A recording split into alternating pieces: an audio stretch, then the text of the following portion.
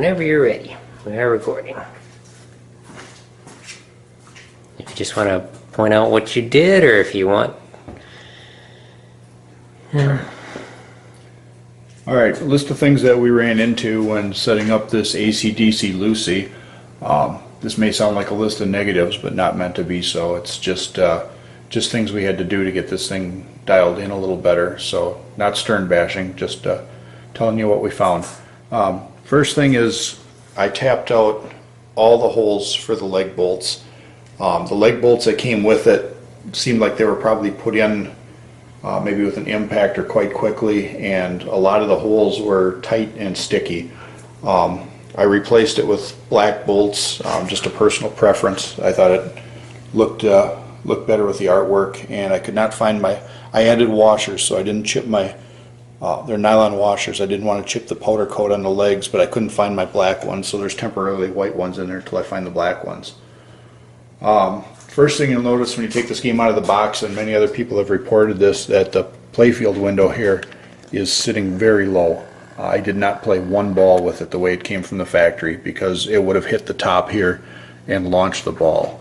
What I did is pulled the whole Playfield window out.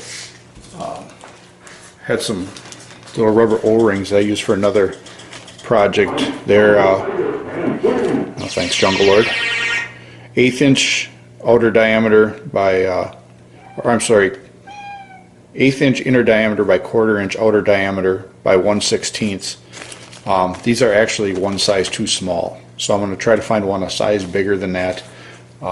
It's definitely playable like this, but I cannot get it perfect. What it does is add some firm but yet cushioned support, so you can adjust the tension on these screws to press it down as far as you'd like. I'll get an occasional ball roll where it'll find this path and everything, so I'm going to do one more adjustment on that and get it right. Pointer that can be used is when you set up this game, the instructions tell you to flip up the playfield and remove the kicker mechanism for the lower playfield, and that's where you drop your ball into the lower playfield. Well, if you're going to pull the window, you can just drop your ball in at that time. Save a step. You don't have to take the lower playfield apart. Next thing we found when we set it up was the flipper rubbers that came with the game were really poor. Dried up, even off color. I replaced them with Pinball Life's Perfect Play rubber, which is my flipper rubber of choice. The ones that came off were stiff and hard almost. You can see the lower playfield. I left the originals on there because I don't have replacements yet. I got to get those ordered, and you can even tell by looking at the color of them that they are just not good rubber. The rest of the rubber on the game, all the black stuff seemed to be fine. Not a big deal at all. As soon as I turned the game on, we found out that the cannon would move to about here and it would stop. And first I thought the motor was stripped out. Found out what the problem was is it was hanging up down here on the ramp. It was hanging up in two places. First of all, this rubber was catching on the side of the ramp, and this metal bracket here that holds the plastic on was also scraping on the ramp. Some people reported that they carved a piece out of their ramp to give clearance. Certainly couldn't do that down here on the side because it would have made a hole in it. So what I did was I bent this inward, put some pressure on it and bent it inward, and I literally took this and forced the metal over to bend it. And then I loosened the ramp here and here and pulled it as far to the right as I could. I got it tight here as far as it would go without cutting new holes. And I've got it fully working. It goes full range, but it will still, this rubber will still at the end of the stroke will still hit the plastic, and you can visibly see the ramp move. So I have adjustments to make there yet, but I have it playable.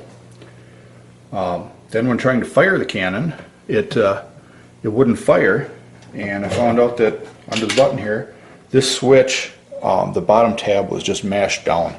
I literally pulled it up over 1/4 inch just to make it so it made contact.